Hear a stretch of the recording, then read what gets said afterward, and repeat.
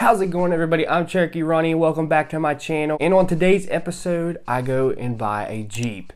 I finally find one after months, a year of looking for a Cherokee or a Wrangler. I was looking for a decent price and a decent Jeep. This one that I bought today was a good price and it's in very, very good shape.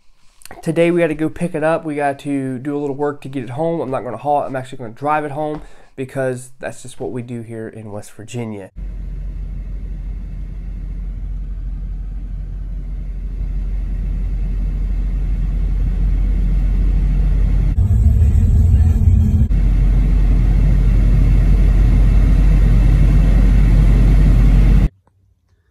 Alright, let's take a look at the interior of this Jeep, and I must say it's in actually pretty good shape for what it is.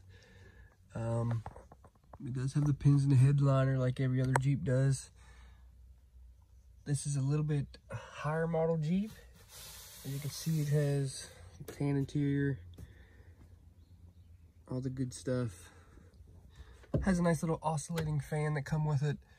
It has the pan seats, it has the speakers back there.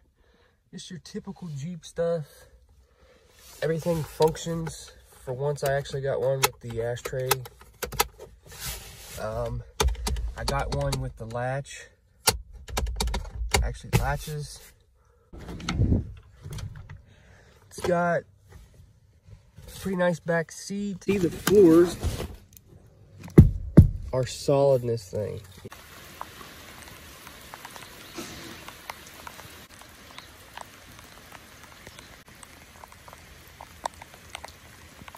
Right, we need to clean this Jeep up, so take this stuff out of there. I want to clean it up, detail it up, get all this cleaned up. These have lost their smell. Well, not really. Put them up here. Side out over there, clean up all this junk in the back.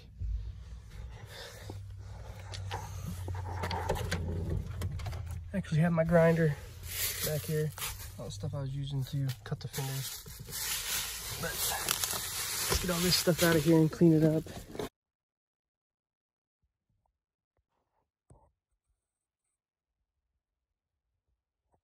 The thing we're going to do to this Jeep is go ahead and remove the AC pump and bypass that, because there's a hole in the line, and plus this is locking up. So what we're going to do is remove this. It has 4 bolts. It looks like one was broke off. That's a typical place for that one to break off. Hopefully these come out good because I have a bypass pulley. And we're going to get rid of all of this stuff right here. So that opens up more room in here, and we're going to get rid of the radiator for it. Make sure you go to a place and get all your Freon sucked out.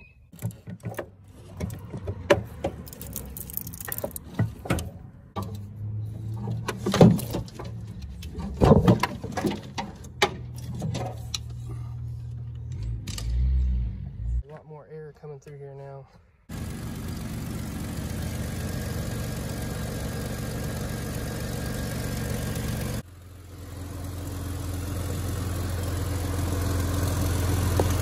can hear the fan sucking through that radiator now real nice. You can feel it sucking through there.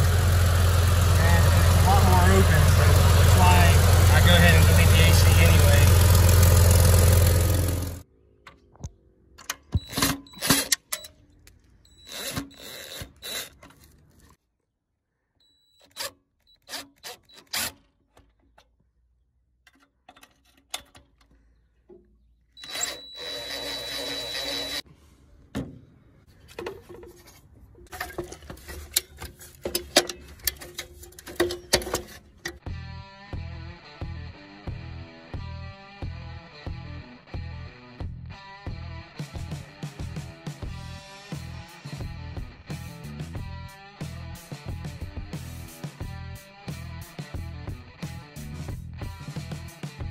Folded the rear and took the flares off.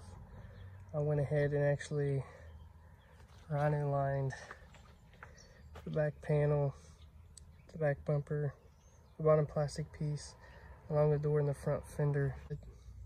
rhino line the front fender to the body line, and it just follows the bottom piece all the way up.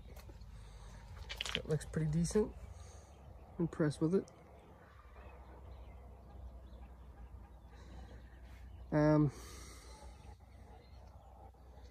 Still got the vice grips under there holding the brakes. That's our next purchase.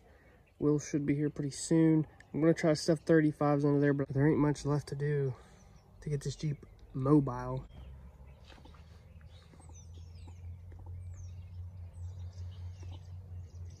This Jeep does have a 4.5-inch rough country lift on it, but it has sagged over time because it's the cheaper lift. And so I'm very confident that we can go ahead and shove 35s under this Jeep. And so we're going to go with 20-inch rims and 35s. And we're going with Thunder grip tires. I think they'll fit perfect. I don't think we'll have a problem. Can you imagine these on there? It'd be sick. Alright, the tires we got on this thing is 33 by 12s, 15-inch. Alright, so I have a little bit of tread left on the back. As you guys know, the front is super bald. I have these 35-20s. I want to see if these will fit under there with a 3.5-inch lift or 4.5-inch lift or whatever it is. But it doesn't look much bigger, so I'm going to lay this tire on top. And a lot of people said I wouldn't be able to put 35s on it, but as you can see, it's not that much bigger. So I think these might actually work.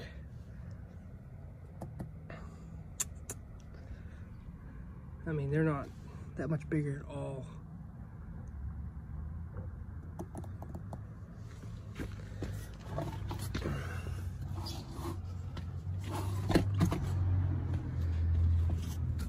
As you can see, they're 35, 20s. They don't look much different either. All right, so we got the wheels ready.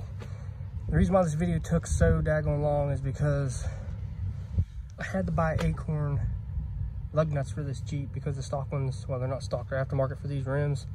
They're not working these because you need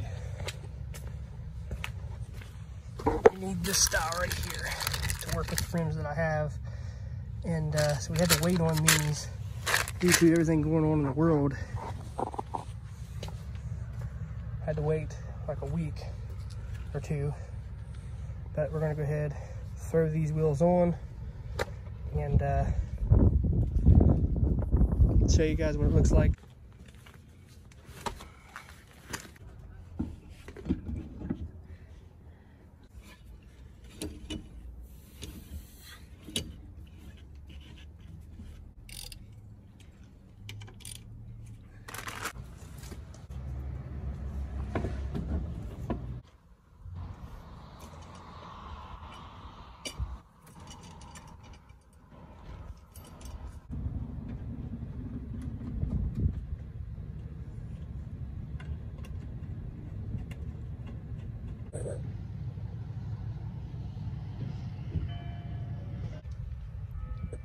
All right, we got the 35s on, and a lot of people are probably going to ask some questions about rubbing and all this stuff. I'm still trimming the front. As you can see, they're not trimmed all the way. This was just to get me close to see what I have to do, because I am putting bushwhacker bubble flares on here.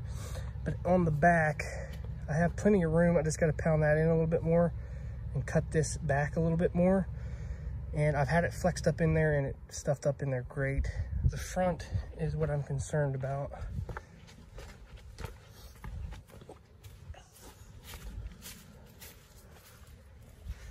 It turns fine. I got plenty of turning radius in here, but what's going to happen when I hit down, it's going to hit this. So what I'm going to do is pound this flat and get all this stuff out of the way.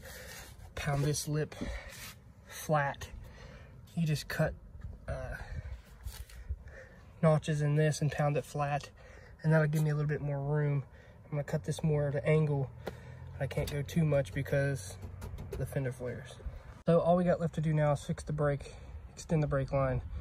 And after I trim all that stuff, I'm also going up 1.5 inches. As you can see, I have a flat leaf spring. I'm actually bulking it up with a S10, and I'm lifting the front with lift springs. So I'm going to be somewhere around 5.5 inches, and that should give me plenty of clearance, because like I said, I'm building this Jeep 50-50 off-road on the weekends and driving this bad boy daily. But in the future, we're going to be doing rear end swaps and a lot of modifications to this Jeep to make it off-road worthy. But for now, we're building it like this. So we're going to go ahead and put a 6-inch, well, I might as well say 5.5 to 6-inch lift on our project Jeep. We're going to do this for $640. It's going to be a short arm kit, and a lot of people are like, it's not going to work, it's going to ride like crap. But I'm going to prove to you that you can spend $640 and get a 6-inch lift without spending $1,000. All right. So first thing I went and did was get the parts that I need. These are extra parts. I don't need these. I just bought them.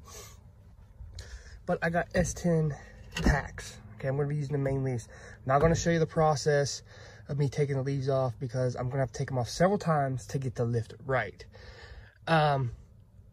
I've done measured the Jeep and all that. Every Jeep's different, so that's why I'm not showing you the pack process, because I'm gonna have to put them together, take them apart, put them together. So I'm mixing it with the XJ pack and the S10 pack. I'm for sure going to be using the main leaves. Now these aren't that old, okay? These are pretty good shape actually. So I went ahead and picked those up super cheap. I went ahead and got a dry shaft. This is an old dry shaft that I have. I know it's a good drive shaft. Just needs cleaned up, new U-joints put in it, and just, you know, grease it and all that good stuff. We're getting this for the hack and tap to the back. You don't have to. I'm including a transfer case drop bracket in this build instead of the hack and tap because it's cheaper. It will work. I have a 2000 XJ and it will work. Transfer case drop does get rid of vibrations because I've already done it. And but we're going to go a little bit different route. Because you'll see at the end of this video, I'm going to be talking about different tiers of this build. So this is just tier number 1. This is a budget 6-inch lift.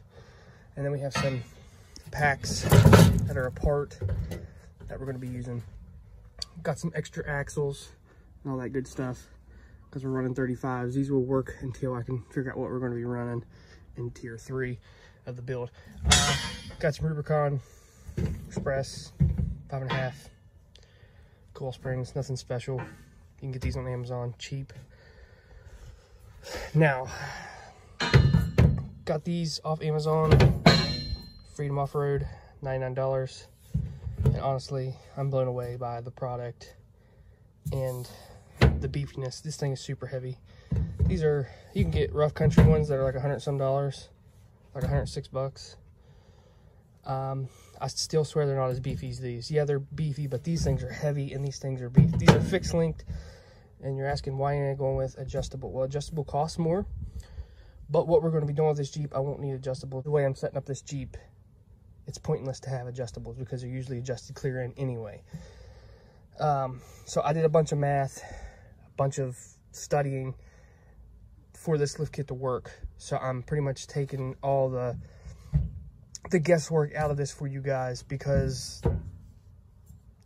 that's the big problem with people wanting to do this lift. They're like, I'm gonna go ahead and spend $1,000 because there's no guesswork. But actually, I just got a picture of rough country 6-inch lift, short arm lift, and I just look what they had, and basically I'm buying cheaper versions of what they have.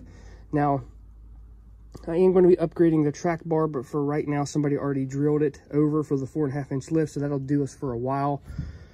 But I did not include that in the budget because I don't know if I'm going to make one or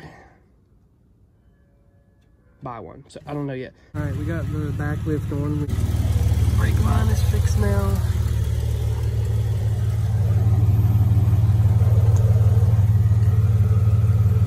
With a braided brake line. All right, here's the lower control arm. As you can see, this one was getting bad. That explains some of the wandering that we had when we brought this Jeep home. Look at that. It's pretty bad. and bushings are about done. This is the stock one, this is the aftermarket one. Now I do believe that these take the same bushing. So, oh wow, yeah, look at that. Now, these are just a hair longer. Right. Put these lowers on, I've had a heck of a time. But what I had to do is pull the razor over here that you guys love so much on my channel. Just kidding. But I had to pull it forward a little bit and use a jack to get the bolt to line up, because these are a lot longer than I thought. So I might not have to use drop brackets back there. My pinion angle and all that stuff's good. So let's go ahead and get these bolts in there. This is fun. Yeah.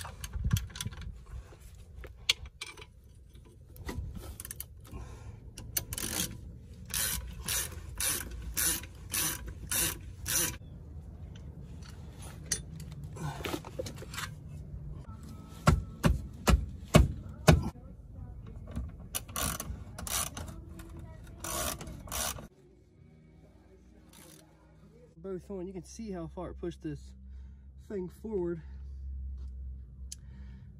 It was sitting right here, so much it pushed it forward. So we got a good bit out of these arms, believe it or not. So these are a hair longer than your regular ones, and you're gonna have to use some persuasion. So we're about, got this thing on level ground, so we're about 6 to 7 degrees on the caster, and that's about good for now. I have to fine tune this later on, but for now I think it'll be all right. We'll have to see. But now let's go ahead and put these lift coils in. Get ready to take these out. It's pretty loose, it shouldn't be hard to get out. This is going to be the fun one. Gonna take this retaining clip off. I took the shocks off at the top, so let's go ahead and get at her. Got that out. Here's the difference. Got the coils back here. There's a puck. Basically, I'm getting one more ring, or a ring and a half. So it shouldn't be too bad to put back in, actually. But this is supposed to be 5.5 coils. These springs were sagging really bad, too. And they had that puck on the top, and they had a rubber thing. But I'm gonna crunch this down, put it in.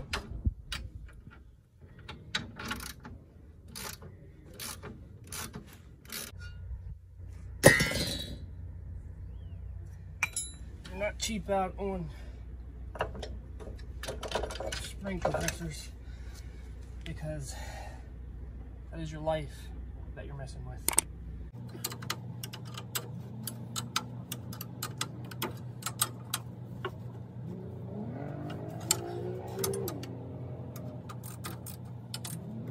This is at full droop.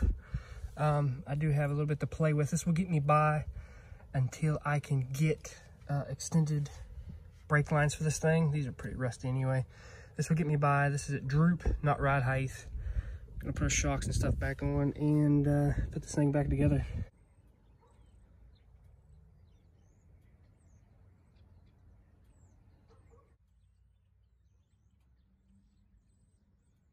Here it is. I'm even running the sway bar that disconnects, so it's not all sketchy. I turned the rough country shocks around because I don't like them. But yeah, it turned out really, really good. I went ahead and stretched these down until I get extension, or brake line extensions. The lower control arms worked out great. They actually moved the axle out forward where it needed to be. I got good caster now. So I'm really impressed with those. I think it looks good.